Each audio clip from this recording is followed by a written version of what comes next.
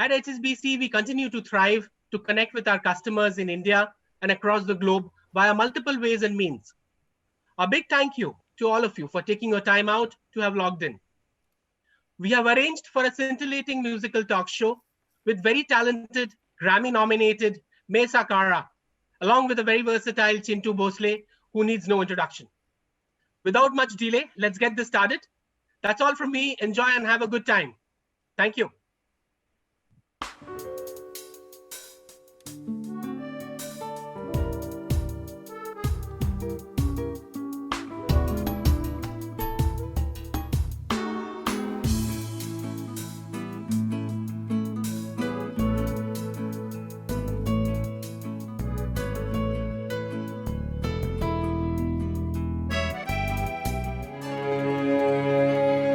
Tell me which land shall I call home?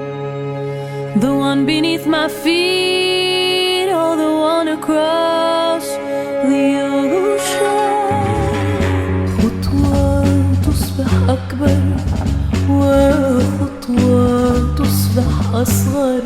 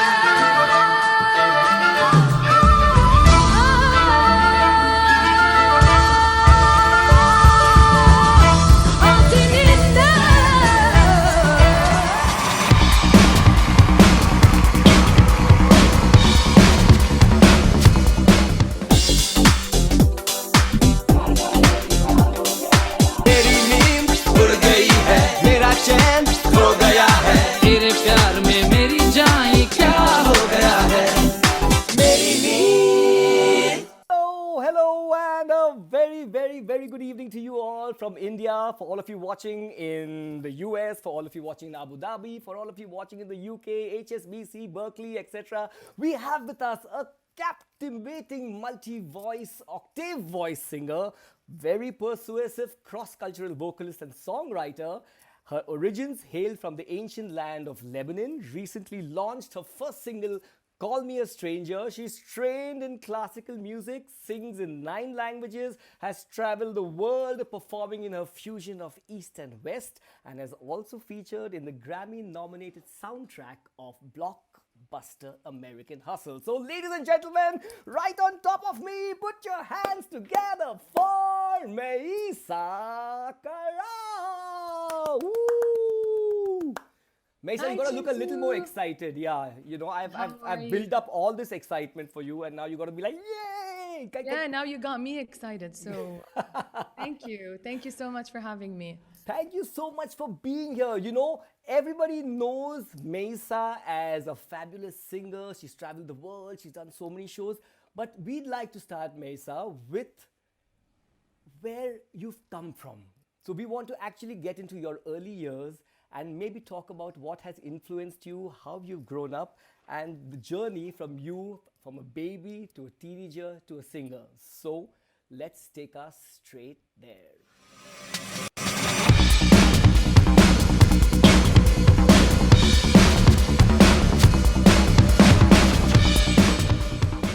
Talent was discovered at school. I was very young and I was part of the choir at school, and that's when really my parents got behind it, and they really wanted to offer, you know, a platform and push me through, you know, getting educated in the music aspect, of course. So I attended the Conservatory of Beirut for years, studied piano, and also was performing mainly for NGOs and nonprofit organizations. When I grew up, I wasn't sure that if I wanted to pursue it as a career. I knew that sometimes it is challenging, that it takes, that it's not just about the talent, it's about understanding the industry, being at the right time, at the right place, and that also about finding your true identity and true voice. So I moved to Boston when I was 17. All right, Mayssa, I'm going to stop you there. I think we've kind of jumped the gun, but I'm going to take you here. And if you can see this photograph, that's, can you see this photograph that's next to you? I can't. Oh, you can't. So it's actually streaming live on Facebook. But there's a beautiful photograph of two babies, one smiling and there's a little baby in her arms. And can you tell us a little bit about that? Oh, you can't Not me and my see little it. sister. That's me and my little sister, I think. All right. And what's the age difference between you and your little sister? Oh, 3 years. She's my rock star, one of my biggest fans. She's not a musician, but a great listener great listener and appreciator, and really always has a very objective critics. So yeah, she is. Do the two of you sing together? Huh? Do the two of you sing together? No, I wish, but she's very creative and she always gives me great advice. She's a mechanical engineer, actually, so she's not in the performing arts industry. Yeah, so hi, Raya, if you're watching. Okay, so we've gone on to the next photograph, I think, which is just you with this curly bunch of hair, looking very wide-eyed and in wonderment at the world. Is that how you were as a young girl? Were you wide-eyed and in wonderment of the world, living in Lebanon and like wanting to get out there and do things? I was very daring. That's for sure. Very confident. I used to sing everywhere I go. So coming back from school in the school bus, the whole bus would be singing with me. So I had like a very I had a big personality growing up and was, not really shy. So maybe that's what helped me build my confidence in order to be on a stage and really share my talent with people. Awesome. So we also have the next photograph, which of course you can't see, but that's you standing in front of a mic and probably in your school uniform and you're singing. Yeah. Was that like the first time you ever performed on stage? That was it. That's the night I was talking about. That's when we were practicing for our end-of-year concert with the high school choir. And we had a song by the great Lebanese singer Fayrouz. And we were all singing the song, and there were about like 80 to 90 kids in the choir. And the teacher somehow heard the voice, and he was asking people to like stop singing. So we were standing and he said like front row stop singing, on the left stop singing, on the right stop singing, and I felt this circle shrinking around me. And then I was the only one left. I don't know how he heard me while everybody was singing, and he said, "You step in front of the mic and sing the song." So I didn't even know I could sing. My family didn't know I could sing. So he said, "Practice the song, and I want you to sing this song solo." So I ended up singing the song, and they asked me to repeat the song 3 times. And then the next day we woke up to articles in the newspapers, and that's when my parents were like, "Okay, this girl probably has a talent. We should back her up and encourage her." The keywords being probably has the talent. I mean, she's been covered in the papers. Her singing teachers asked everybody to stop for her. She probably has a... Do you remember a line from that song? Yes, of course. It's in Arabic, though. That's fine. It's a patriotic song, and it says, "Oh my country, to your name I sing, for you I sing, and I hold you high in my heart." So yeah, I'll sing a line if you like. Yeah, please. اسمك غنيت اسمك رح غني ركعت وصليت والسما تسمع مني عتلالك عجبالك ركعت وصليت هون السما قريبي بتسمعنا يا حبيبي.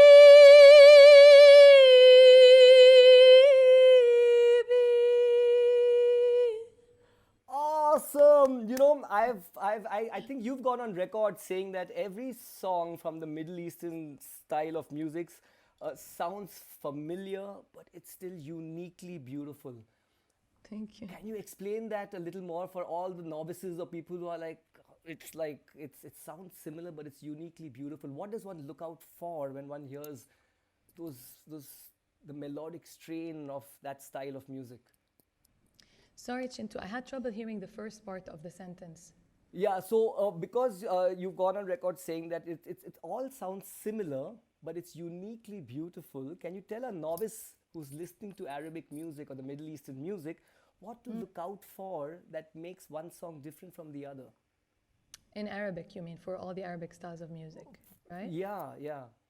Well, and similar, you mean to the Indian traditional? No, like each Arabic song sounds similar, but is uniquely different. Okay, I see. Maybe, mainly like all the ornaments in Arabic are what really are important, and it's very melodic. And a lot of ornaments in the music. Mainly, also what stands out in the Arabic language is poetry. So always the lyrics are very deep and always talks about like. Either like really heartfelt experiences or because, you know, the country of the Middle East has endured a lot. So sometimes the topics are a bit political or that are a little bit more about, you know, a national pride. So, but melodically it does have a lot of melodies and you feel like it's very rich and it keeps going up and down with like different intervals. But you can always tell also that a lot of the main instruments that play are always playing in unison and they always like repeat that melody together and like with the singer, which is a little bit different than when you hear contemporary music. So I guess that's what stands out for it. All right, that's beautiful. Of course, the traditional instruments, the Arabic instruments, which are the oud, the qanun, which are the qanun is the it looks like we'll show you pictures, I guess, but look it up. The qanun, the oud, which is like it looks like the guitar, but it's a traditional Arabic instrument, as well as the Arabic percussion, the nai, the woodwind instrument. So I guess how special and authentic the Arabic instruments are is what really makes the music so beautiful and ancient. Okay, all right, thanks for that. I'm sure people are hearing you saying, wow, there's ornament in music, which means you must be wearing beautiful jewelry while singing. It's not that. That's not what ornamentation is in music. Maybe on a longer session, and if you actually get to the Berklee School of Music or the Fatado School of Music, you will understand terms like ornamentation in music, and that's what makes one singer or one musician different from the others with how they translate music and how it actually touches your heart.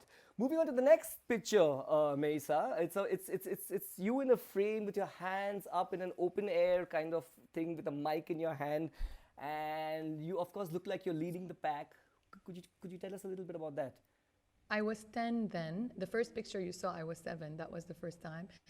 At 10, I think my confidence even kept going up, and I was singing again for a high school concert, for a school concert, and there was a choir of 250 students performing a song with me, and we had around 5,000 people every day for a couple of days. So that was like my second official performance on stage. Were you nervous on the second official performance of yours, or were you a natural star by then? You know, Chintu, I'm not going to say like, I think I had it in me in a way. I think I didn't realize that so many people were watching me. I was fully enjoying it. So it's always been the case. And I'm very hard on myself usually. I criticize and I'm always like, I always want to improve. But it was more about the energy, especially having artists around me and singers. Like it just like makes you feel like this is it. You know, you're backed up. You have the support that you have. What could go wrong? So I've always kind of pursued music in that way. And even, you know, you can't control things. It can go wrong anytime. But at the end of the day, we are all humans, and anyone, you know, it can happen to anyone. So I've always had that in my mind. And we're all musicians, so one interesting fact I'd like to tell our audience is that on stage, when things go wrong, you know, we generally cover it up so well that most people can't tell. I don't know about you, Mayssa, but this is a little trick I use. So if I actually come in maybe 2 beats earlier or 2 bars earlier and going, and I go, and it sounds like, oh man, he's like jiving on that, and that's how we cover up mistakes, really. Yeah. All right, so I have the next picture. I think that's you and your sister. You are drinking something, and she's standing next to you in jeans. You're both wearing jeans. but that's kind of random. So if you could see that, that'll be different. I will move on to a photograph of you and your family, your mom and dad, and you're standing outside some kind of stage being constructed. Oh yes, I know which. We're on stairs, right? We're all like next to Yeah, that's the next one. In fact, that's your dad and you. And are you daddy's girl? Has he Yeah. influenced you? Absolutely. I have a Well, little you story. know, like the family really like they believed, and especially it's not very traditional from a family originally from the Middle East. And my dad was an engineer, is an engineer, and the plan was for me to work with him. But he saw, and my family saw that I have a talent that I should nurture and keep going with. So that's why I definitely owe a lot of it to them. And actually, this picture is us in Italy. I was shooting a documentary in Napoli, and so yeah, that picture is from them. They came to watch the shoot and the concert. So I've heard this story that your dad saw immense talent in you and therefore decided without your consent that you need to go to a music college. Is that true? It is true. It is true. That's when I moved to Boston. I actually moved and I attended, I started studying civil engineering. And I wasn't sure I wanted to pursue music as a career. I thought that maybe if I go and do a traditional job, that I don't want the business to kill my love and passion for what I do. And I was about to graduate. I was a good student, but everyone could tell around me that I wasn't, happy, that it wasn't me, that I was born to do something else, and I was born to perform, because at the same time I kept performing. I was always on stages, even in Boston, and going through the community, meeting artists, and even performing and touring in the US. And so before you got to Boston, how important is the support of your family in what you finally got to, as in music as your chosen profession?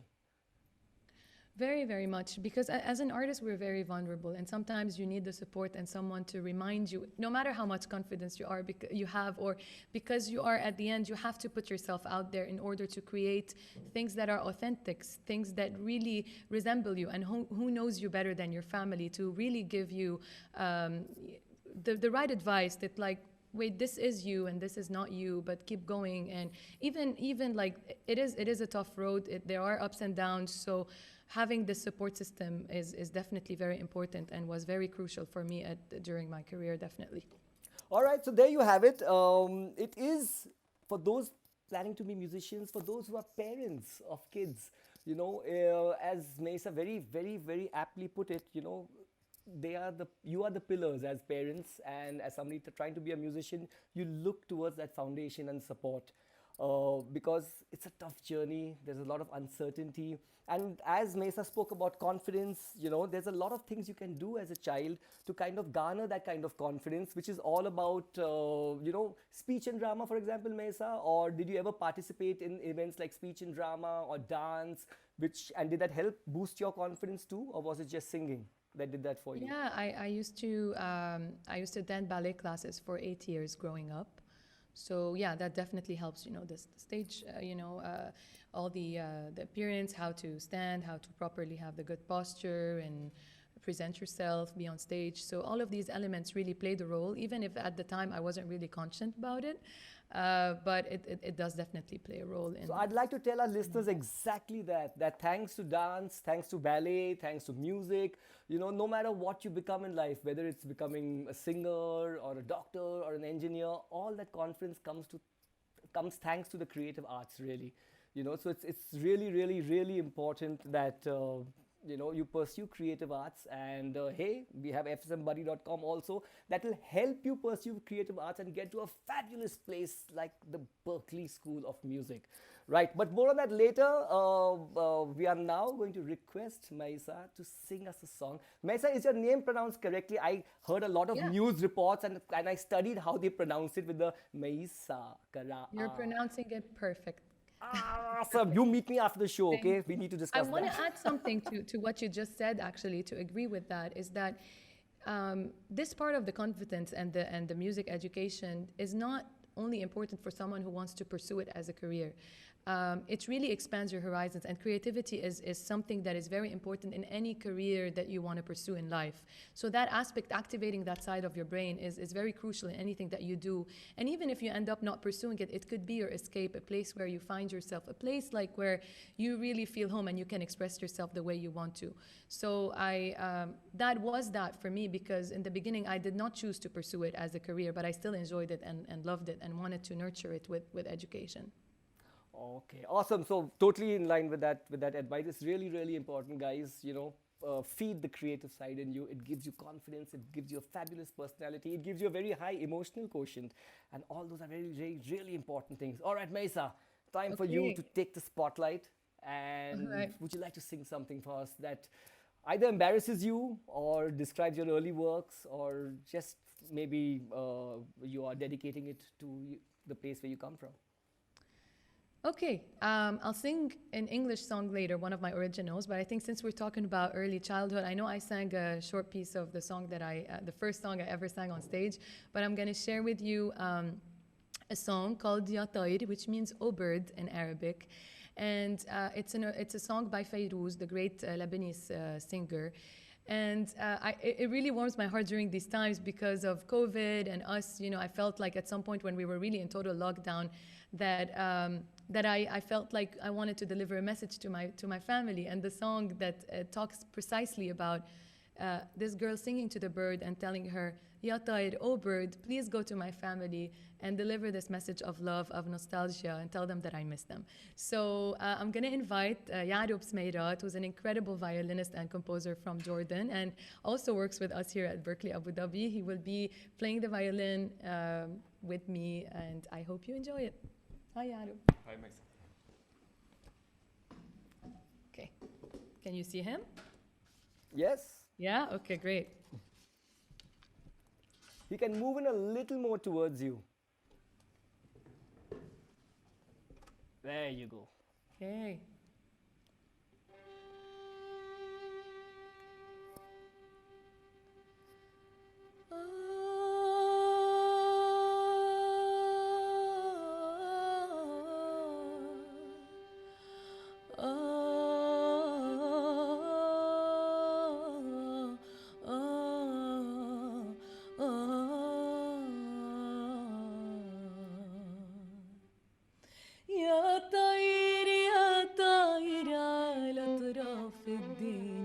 لو فيك تحكي للحبايب شو بيني يا طير يا طير روح اسألن علي وليف ومش معه مجروح بجروح الهوى شو بينفعه موجوع ما بيقول عاللي بيوجعه وتعن عباله ليالي الولداني يا طير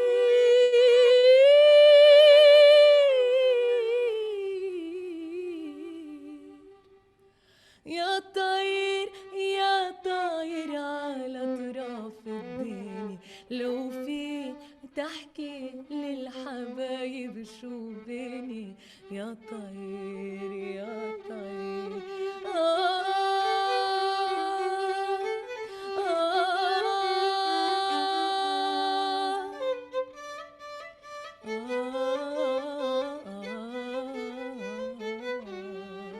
يا طير واخد معك لون الشجر ما عاد في إلا النطرة والضجر بنطر بعين الشمس عبرد الحجر وملبكي وإيد الفراق تهدني يا طير يا طير يا طاير على أطراف الدنيا لو فيك تحكي للحبايب شو بيني يا طير يا طير. Thank you. So Chin2, you learned a new word in Arabic today. Ya tayr. What does that mean? Oh bird. Old bird. All right. Ya tayr. Yeah, repeat it after me. La tai. Yeah, great.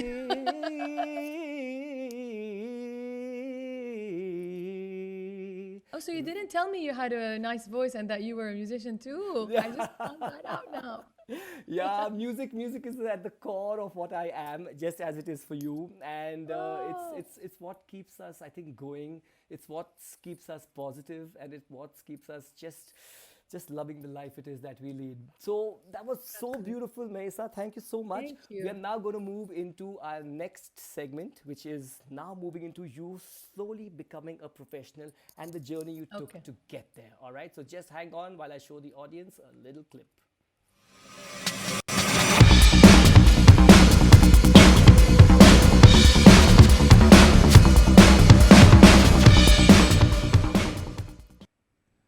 Okay, now you can't see this, but the first photograph that is being shown is you in your graduation gown with a cap on and you're shaking somebody's hand. Where was this? That was during my graduation, and I'm shaking the hand of President Roger Brown while he was giving me the diploma. So yeah, This was your graduation during Berkeley? Yeah, Berkeley College of Music in All right, Boston. so tell us, how important was your education at Berkeley, and how important was that making you what you are today? Because a lot of musicians actually feel we don't need an education, right? It's inherent, it's part of who I am. Making a song is just about putting a couple of chords together, liking the feel of it, being organic. So why do you need to learn the rules? Yeah, I just because I wanted to tell you how I got to Berkeley. All right. And I'll get to that. I'll tell you why it's important. The thing is, after, while I was going to the engineering school, I felt that even though I was performing on stage and I kept having different performances, people around me knew that I wasn't sure if that was really the path for me. And during one of the concerts, there was a French conductor who was conducting an orchestra I was performing with. And he knew about the struggle that was going on. And he came up to me and he said, Mayssa, can I ask you a question? And I said, sure, what's up? And he said, at the end, when you're going to meet the Lord, He's going to ask you a question. I gave you a talent. What have you done with it?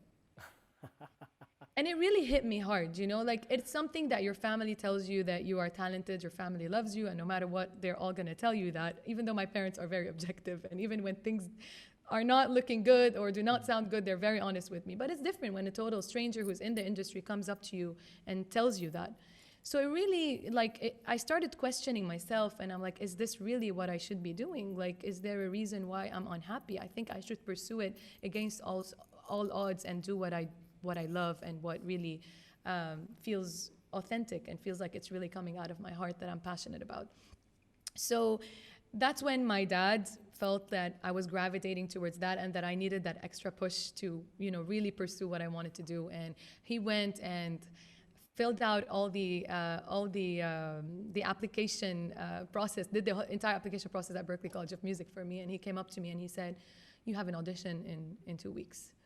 So I went to Berkeley, I did my audition, and as you know, I got accepted, and that's how I started the journey from the beginning, attending the music school at this amazing college.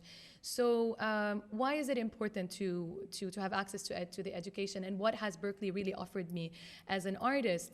Definitely, the education will help you hone your skills and improve and get better. But mainly, other than getting exposed to, other than really mastering the skills, it's the community that really empowers you. It's getting exposed to the different cultures, to people, to performing in a band, to having access to different styles of music. Actually, you learn more from the people around you. And you learn so much, you get exposed so much, and it helps you really identify your true identity as an artist. Because coming in to Berkeley, I wasn't sure what was really my path, what was my voice. I was classically trained, like you mentioned in the beginning, but singing opera, classical music. But I also grew up in Lebanon, So I was exposed to the Arabic traditional music, but I went to a French school, and in Lebanon, you know, we speak French, we speak different languages. I knew a lot about contemporary pop and different genres of music. So I used to sing for Whitney, I used to sing for Mariah Carey. So Oh, wow, I really? found myself in a place where it's like, okay, I can do all that, but who am I really? Who is me? Like, you have to dig and you have to really explore more and delve into different genres in order to really get there. And it took some time, and that was really the main thing that was really important for me at Berklee, is also that the fact that you're around and supported by a community, they make you feel like it's okay to make a mistake. So stepping out and trying different things, and that bearing in mind that it's fine, it's okay. Actually, it's through your mistakes that you will get better. It's through the support of the people around you. It's through the support of the people that are even better than you, when you're standing next to them, when you're learning from even their mistakes or their competences and their expertise. This is the main thing that I felt I got from Berklee. Of course, other than the amazing courses that I was exposed to, the teachers and the mentorship that I got there. But the community feeling is what was the most important thing for me as an individual. And tell me, that community also helped shape your music, or did it take you into a different track altogether that you never expected to come out of you? Chin2, I found myself singing in like Balkan music from in Serbian, in Bulgarian, in Persian, in so many. And it's not that like at the end that's not where I'm from, but it expands your horizons. And maybe like when I'm writing, even if I'm not writing a Balkan song, the influences will always remain there, and it will help you write better. It will help you bring in influences in your music that you probably didn't think about before and were not planning to really incorporate in the work that you do. So yeah, of course, I did venture in different styles, and that's how I kind of fine-tuned and found my way in between or in the middle. And I'm still exploring that, and I feel like I'm getting closer every day.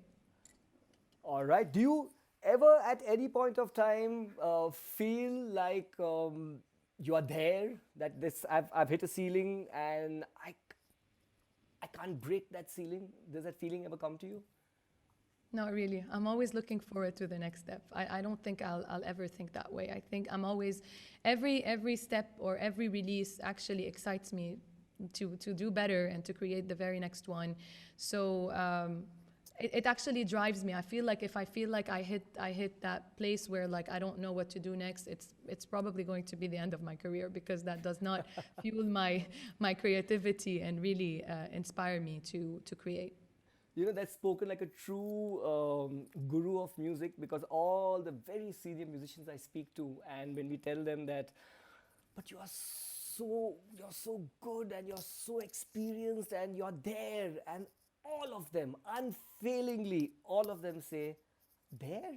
I've just started.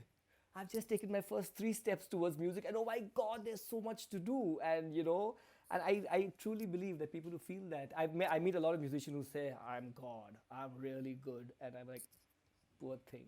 Because music is such a vast field that there's never an end to it. So, to your mind, what constituted the turning point that took you from student to artist? And then we'll move into our artist segment after that. But before that, what do you think was that beautiful point or moment that helped you shift, go professional? It was having a song on the soundtrack of the movie American Hustle. That was like, if you want, the first step for me into the real music industry, even though I used to tour and perform, but having a song on a soundtrack such as this one, also specifically singing in Arabic, it was not an evident it was not an easy thing to get, and it really did. My mission was to introduce the Arabic sound to the Western world, and having the movie on the soundtrack with Robert De Niro, Bradley Cooper, Christian Bale, Amy Adams on the soundtrack, then even getting to go with them on different premieres and performing the song. It was really an amazing experience, and I felt that really gave me a boost and confidence to really trust myself and start writing my own music and releasing my record. All right, so there you have it. That was, in Mayssa's words, her breakthrough.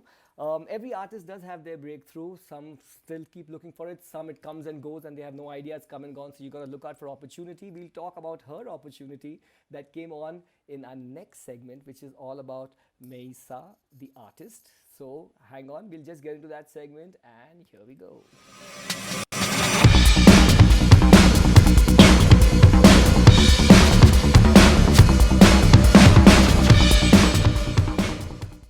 حياتي حياتي حياتي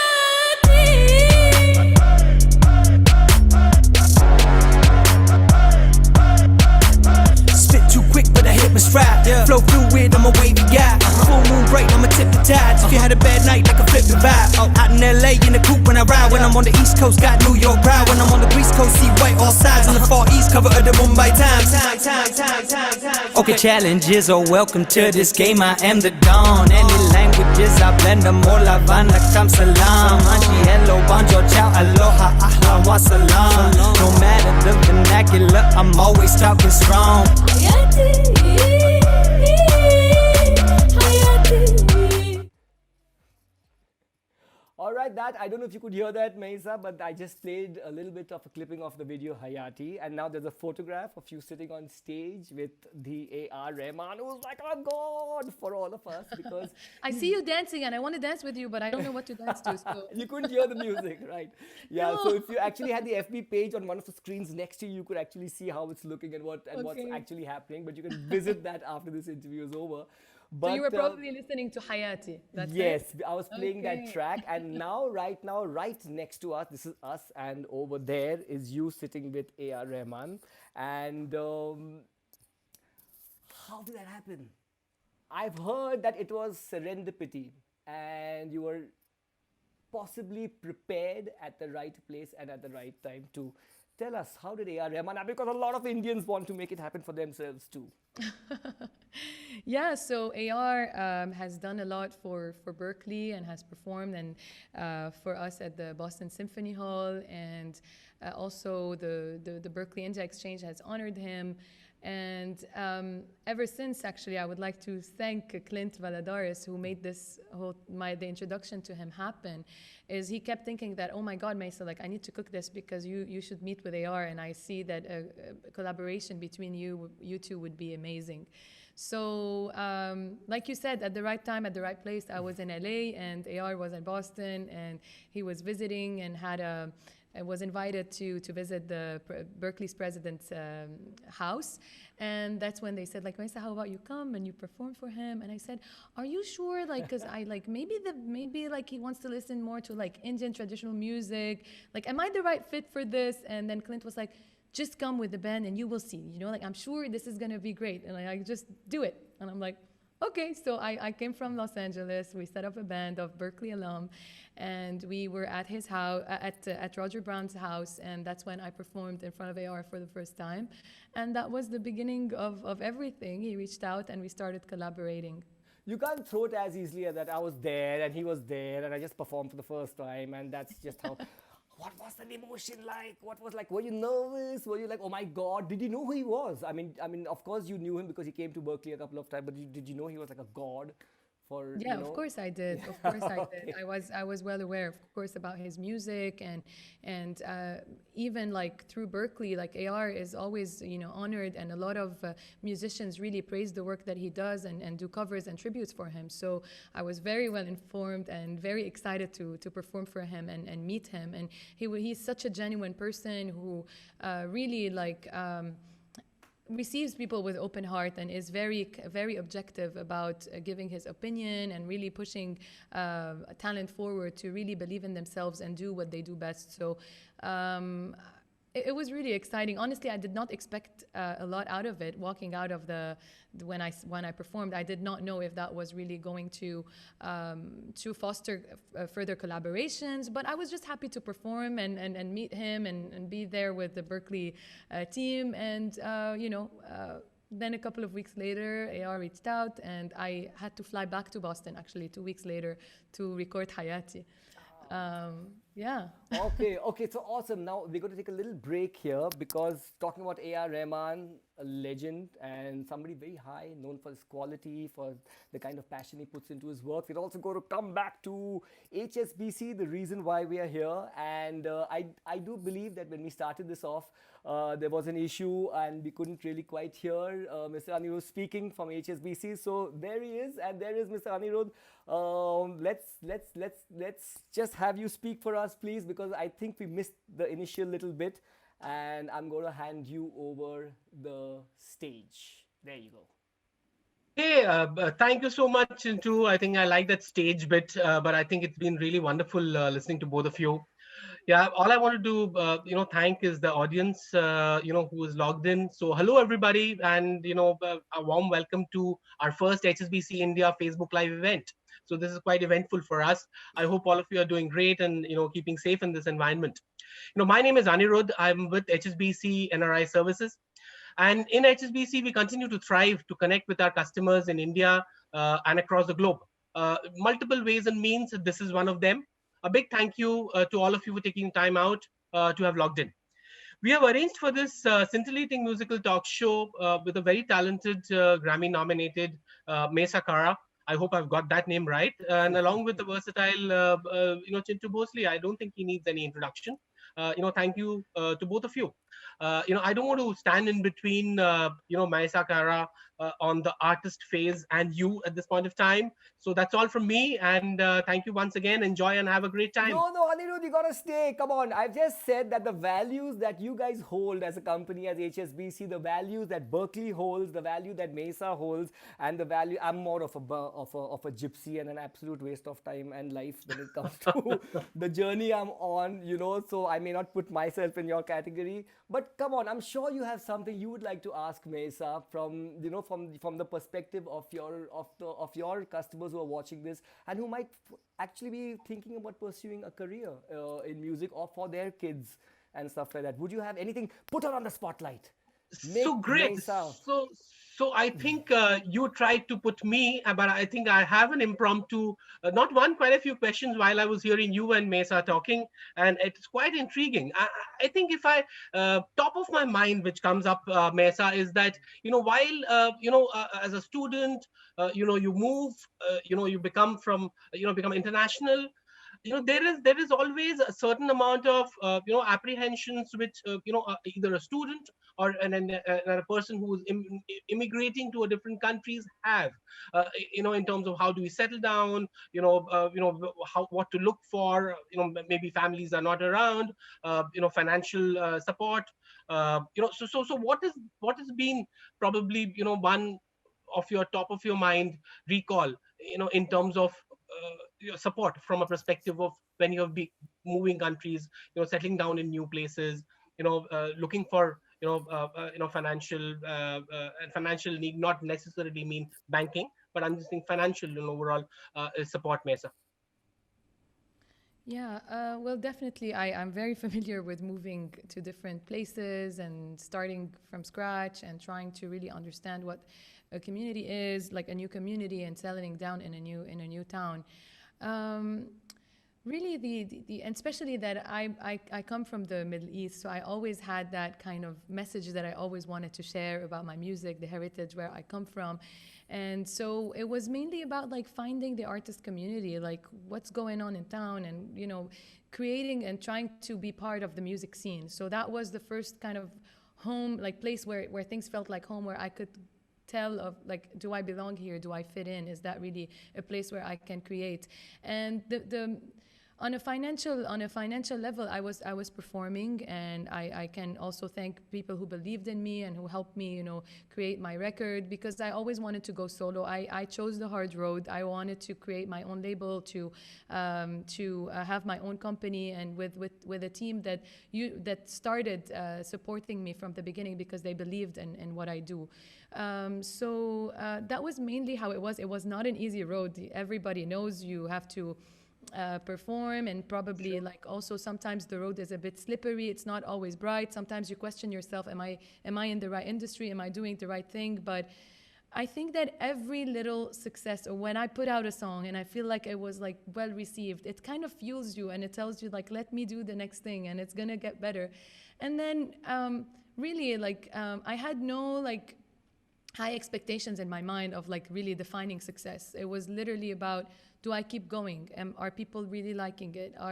Am I really fitting well in this place? But I never felt like I belonged in like one particular city per se. It was mainly about like figuring out where my team is located to be able to meet with them, create with them, go to a specific studio. But I feel like I'm not really, I'm a citizen of the world, like you say. Like I'm always on the road and I always want to perform, and wherever the opportunity leads me, you will find me. I'm now in Abu Dhabi, for example. So yeah, I hope I answered your question, but I guess Yes, you did. yeah. Yes, you did. Of course you did, and you did well. And thank you so much for answering that. And I think I would, before I sign off, I'll probably take the liberty of what the rope that Chintu has left with me to probably just ask one more thing. We keep hearing about parents talking to their children in terms of that you must do what you love to do, and if you can earn your financials through what you love to do is the best. So, is there any song which is close to your heart? I probably not ask you to sing the full song, but maybe a bit of it, which fits into the happiness that you get out of this career, which also financially supports you. So it's the best thing to do for a sportsman. Playing and earning is the best thing. For a musician, doing music and earning is the best thing. So there's any song that fits into that happiness that you get out of this is probably how I would sign off. But if you could just probably get something which is top of your mind.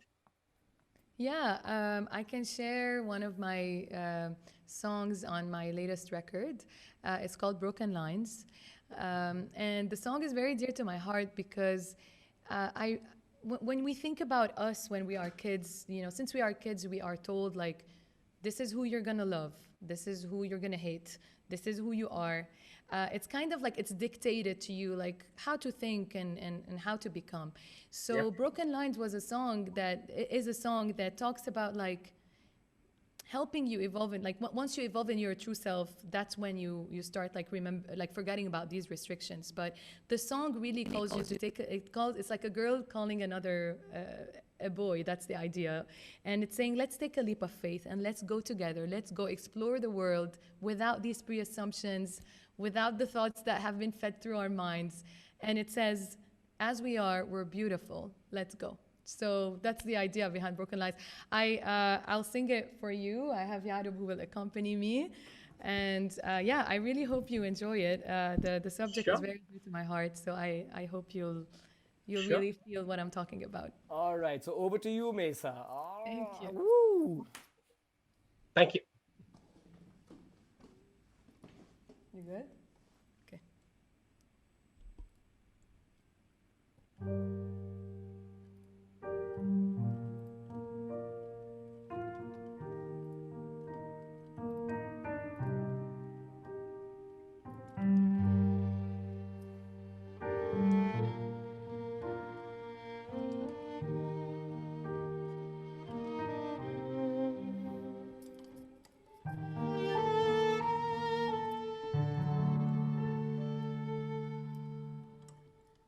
Sold out, baby, it's cold out.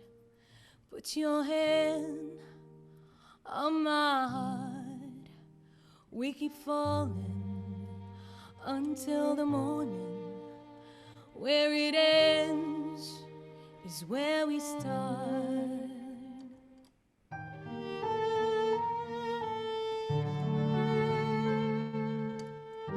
Broken lines on the road, leave behind what you know.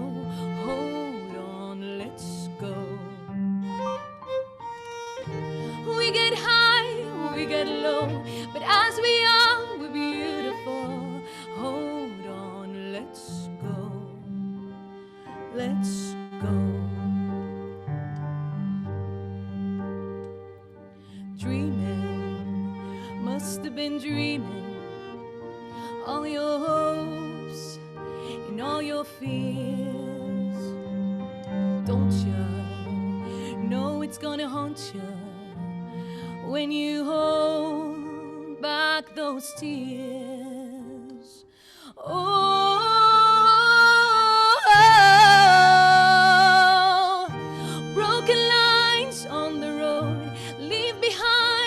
what you know. Hold on, let's go. We get high, we get low, but as we are, we're beautiful. Hold on, let's go.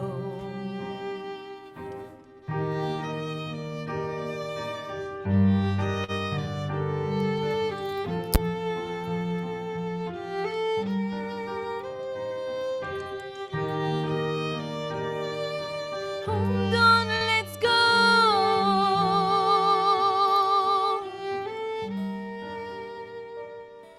So down, baby, it's cold down. Put your hand on my heart.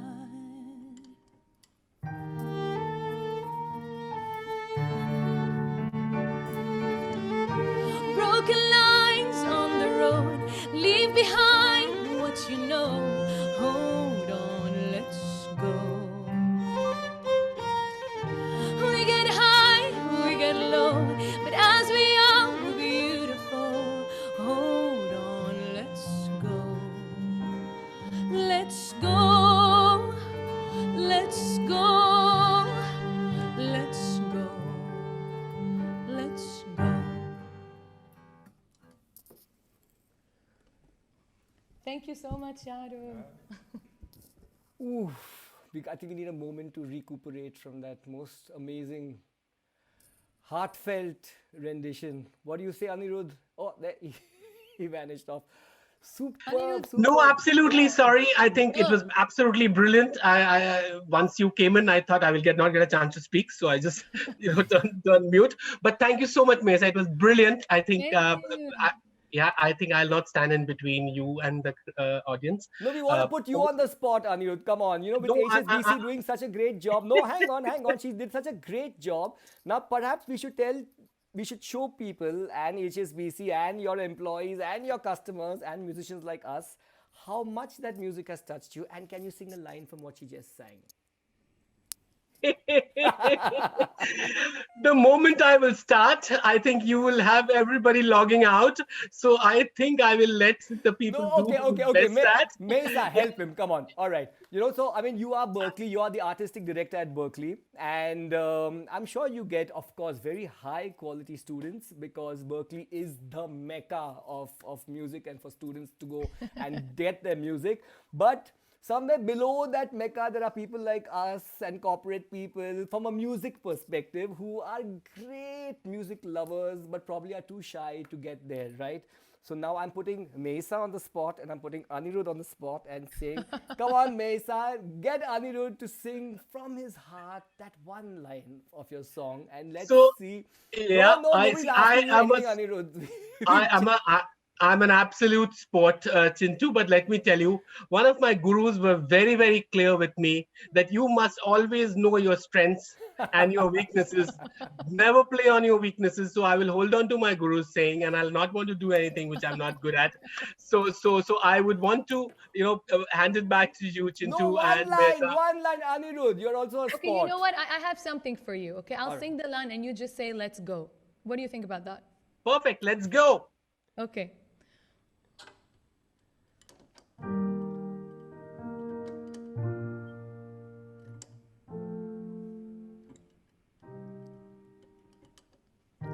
Broken lines on the road, leave behind what you know. Hold on. Let's go. We get high, we get low, but as we are, we're beautiful. Hold on. Let's go. Let's go. Hey, thank you so much. That was good, Anirudh. Well done to you. And Thank you so much. Thank you so much. I sign off. I think you have a better part of Mayssa left, which is the artist part, and people are waiting for that. So I think you can continue with that. And thank you so much, both of you, once again. All right. Thank you so much. We're now going to move on to the Q&A section. So there are a couple of questions that have been coming in. So let's just go straight there.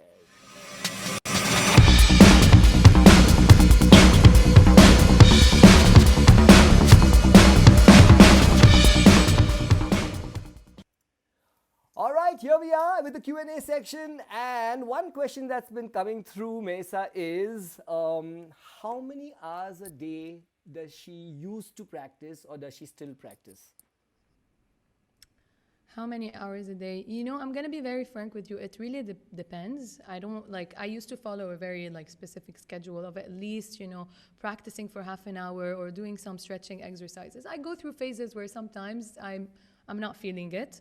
So, but of course, at the end of the day, it's a muscle that you have to train.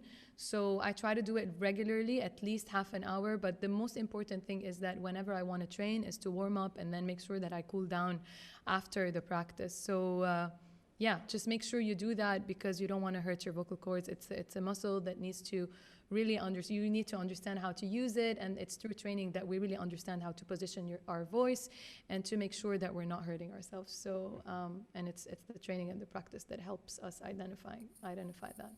All right, awesome. Another question that comes in is obviously somebody who might be wanting to look at the business of music, and he says, how different is it being a musician and getting or delving into the business of music?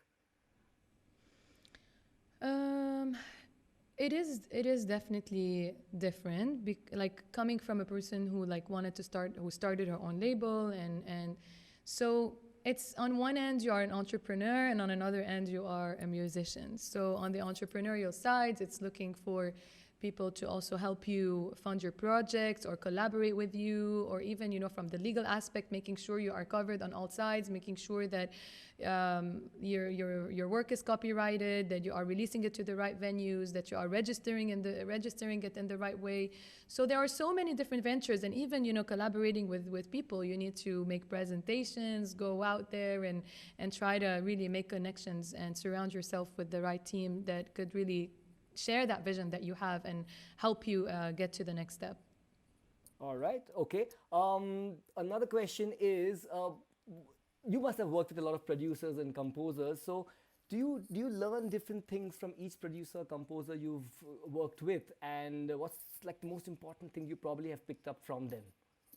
Yeah, actually the most important thing is patience and not over expecting, and knowing that it's almost never going to be what you thought it was. And that a lot of times I would go into the studio and I want to create this track, and while we're exploring and trying things out, it really you start getting interested in other things that you did that you were not sure, that were not really part of the vision, but then you explore and like, actually that's cool, and the track really shifts in that direction. So it's mainly keeping an open mind, staying patient, and not being very close-minded about a specific kind of vision that you have for a track or for a work that you want to do. It's really mainly the thing that I learned. All right, awesome. So, I mean, there's always something to learn from people you meet, even though it might seem random or not quite relevant, but, be it patience, be it a new style, a new technique, etc. All right, so another question is, tell us about your most favorite collaboration with an artist or another composer. That's a very tough question, Chin2. Your most favorite. There's no word like most favorite, but come on. I can tell you what was the like one that was really fun, but in terms of like my favorite, I really feel like everything I did, and I know it sounds cheesy, but it's really true. I feel like it came at a moment where it really felt like the best thing at that moment, and then you move on and you do other things. It was just relevant to the time and the moment and the place that I was in and the people that I met. So I can't really choose one thing. The main thing that I can share is like the fun experience that I had is with Sesame Street Middle East. I'm always about like singing songs that are like deep and have like a crazy meaning and wanting to change the world with everything that I do, but I didn't think that I would be jumping and singing with puppets on the screen. And the first day I was a bit stiff, and then it became so much fun that I really wanted to have puppets in all of my music videos. So I can say that was like a really fun experience that I never thought I would explore. Yeah, and singing for a children's market, like I felt like it was such a big market, and that actually, yeah, maybe I do think about more serious matters in my song, but it did create an impact for the kids because the main song that I sang for them was the Arabic alphabet song, which is encouraging even expatriates from all over the world to reconnect with their language and learn it. So So this Yeah, is I a would myth, choose that and I'm going one. to ask this to you, that because I've sung a lot of children's songs too, and everybody says, and there is a perception that, oh, you're just singing kids songs, there's no big deal, but sing a proper song for a film or a huge composer, and wow, then you've made it. Was it? Did you take a different approach when you sang songs for kids, vis-a-vis songs that you did, in your pop album or when you're collaborating with an orchestra? Was it tough to sing a kid's song? Was it tough? Like I said in the beginning, I was a bit stiff. I took it a little bit seriously. But then I tried to remember what I was like as a kid. And actually, that's how I got inspired to sing, by watching kids, by singing and performing along with, like back then, it was Chantal Goya, a French singer who used to sing songs that we all grew up listening to. So when I took it, when I thought about it with that depth, and I'm like, wait, I'm not just jumping and singing, I'm actually inspiring a new generation, and through music helping them learn and achieve new goals. So I don't think it should be taken in that way. I really think it depends on what you're doing. And yeah, sometimes of course different songs are more challenging, other songs really put you out there, but there is, once you really keep an open mind and you feel like what you're doing is genuine and resembles you, I feel like I bring in the same energy to a song for children, or even a song that is like for a major film that I'm singing for. So yeah, it didn't really feel very different to me. All right. I find it very a slightly more different to sing for kids, because there's this euphoric feeling of happiness and enunciating your words, and there's a smiley vibe that always carries through, and they love it, and they love the energy also. So Yeah, you get into the character, and then really good luck getting out of it, because you'll enjoy it so much. yeah. All right. So here's the last question for you, because now we're coming to the end of the show. And that is, what advice would you give for those who are struggling as musicians, or who are just starting off their journey and want to become musicians? What would your advice to them be? Mainly what I would say is shutting out the noise around you. Focus and listen to who you are, because there's so much going out around that it's use the competition and let it inspire you and not really break you.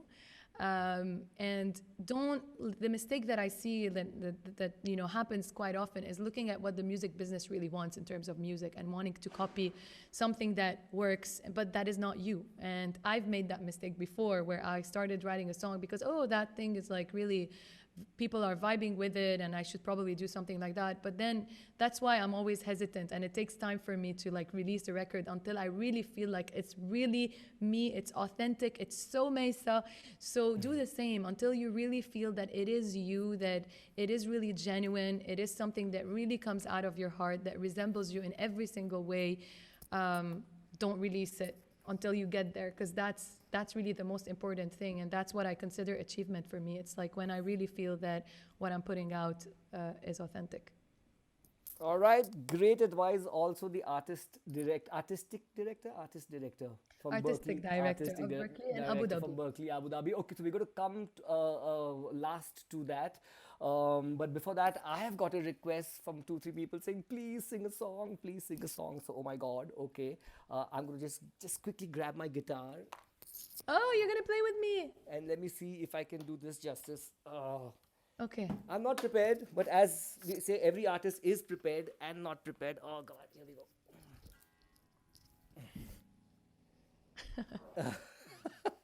I have this table in front of me, so it's not going to. And slightly untuned guitar. Give me a second. This is what musicians do before they actually go on live. They tune their guitars, since I didn't know this was happening. Oh, you're gonna sing. Okay, great, Chin2. I'm very excited to listen to you. What are you singing? I'm singing one of my songs. They've requested from a song that was quite popular in the 2002 and 3, when we released it in what we call the indie pop circuit. That's Indian pop. And this is my band, and it's called A Band of Boys, and we were quite popular then. Yes, I was a boy once upon a time, and that's what my band was called. And this song really, really did well, and of course it's in Hindi, so it goes. I'll sing the slow one first, which is my most favorite song, and it's about a girl, of course, and goes. चाहा तुझे है जहाँ से भी ज़्यादा तू ही मेरा प्यार गोरी, तू ही मेरा प्यार, पालू तुझे तो पालू जग सारा, तू ही मेरा प्यार गोरी, तू ही मेरा प्यार, तू ही मेरा प्यार गोरी, तू ही मेरा प्यार. And fun fact about this song is it didn't do very well on the video circuit, but radio picked it up and it did really well. And I'm going to quickly sing the song that was actually requested. And this song goes, this was a pop song and we all danced and exactly like a boy band, right?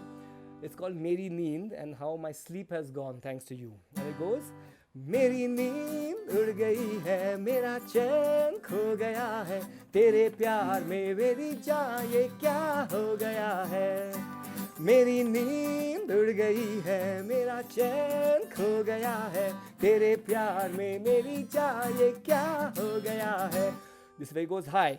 ओ यारा आजा मेरी बाहों में आ, ओ यारा आजा मेरी बाहों में आ.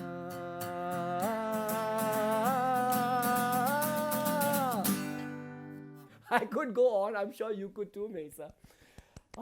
Give a singer a mic and we the should whole have, we should have world worked shuts on a off. duet for today instead. I didn't know. No, we will. In fact, why we can actually collaborate, you know, as I would love to take this collaboration further as Berkeley, Abu Dhabi, as the Fatado School of Music. And we could definitely do a lot and show people that music can lead to a great career, a great life, and you can actually nurture and feed that creativity in you. So, Mayssa, unfortunately, this is where we need to say goodbye. But before we do, you know, I want you to tell our audience a little bit about this most awesome opportunity that has opened up so close to India, and that's Berkeley, Abu Dhabi, and how super quality music education is so close to Indians now, specifically, or NRIs who want to be closer to India. We from the Fatado's School of Music and fsmbuddy.com also truly believe in Berkeley as a platform that helps people leap as musicians. And for all the pre-work before you get into a Berkeley, you come to fsmbuddy.com and we'll put you onto the right track. And then we put you in the firm and able hands of Mayssa and Berkeley, and who will take you there. So a few words, Mayssa, from you on Abu Dhabi, Berkeley, and then I'll take it to the video of yours, and we'll end the show right there. Over to you. Okay. So Berkeley being finally in the region, this has been a dream for me since I graduated.